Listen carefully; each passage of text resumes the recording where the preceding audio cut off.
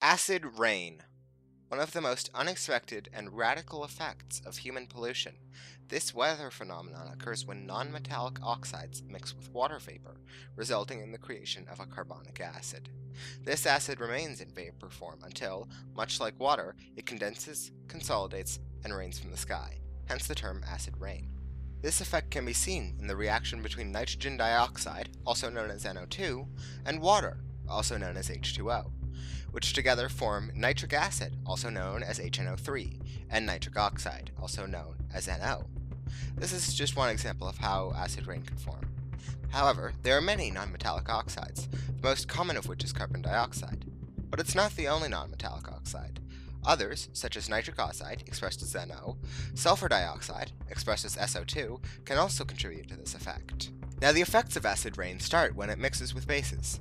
As with any acid, such as hydrochloric acid, also known as HCl, or nitric acid, also known as HNO3, when acid rain meets a base, such as sodium hydroxide, also known as NaOH, or calcium hydroxide, also known as CHOH2, they neutralize, with both the acid and the base molecules being turned into water and an ionic salt.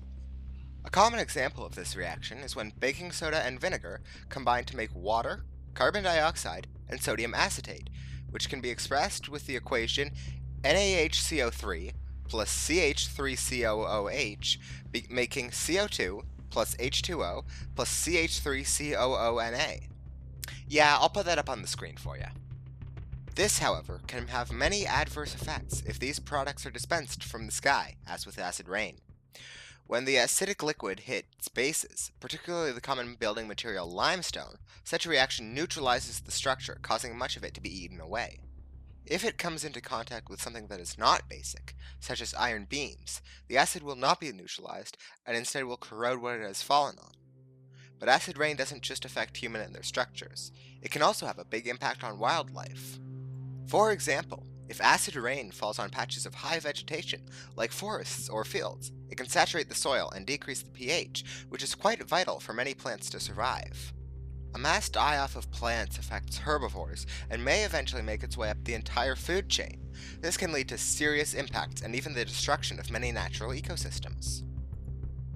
Now, it might be easy to say that humans have had no involvement in this issue, and so they needn't do anything about it.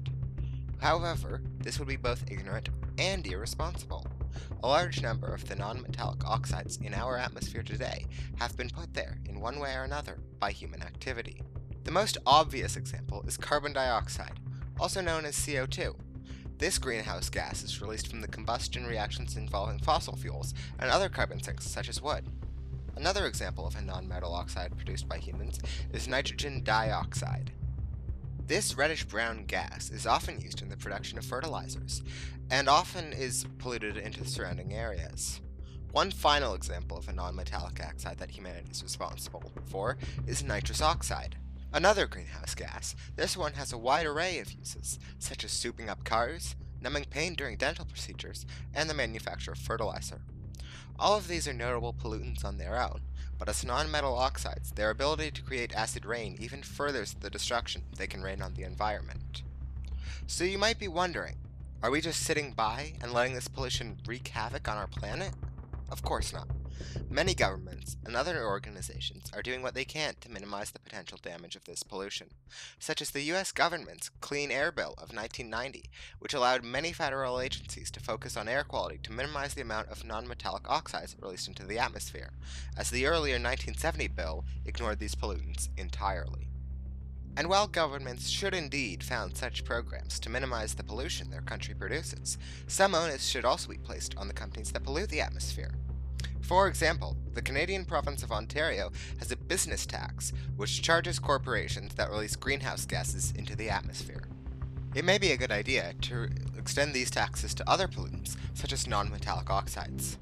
However, it is often very easy to be caught up in your own opinions, so we've reached out to 4 very different and very real people to get their opinions on the issue of acid rain and controlling pollution. Hello and welcome back to the News Network. Today we've gathered 4 people that have an involvement in the issue of acid rain and are going to get them to take their stance on what they think the government should do about it.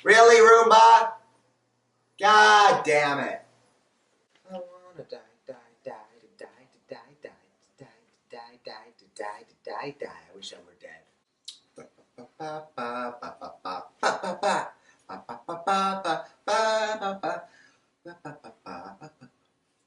Okay, next line. My voice hurts.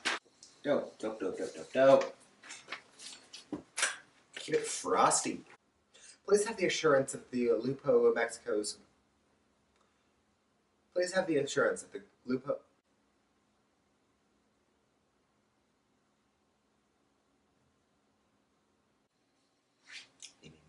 Ugh. Bum bum bum. Bum bum bum bum ba. Ba ba ba ba ba ba ba ba ba ba ba ba ba.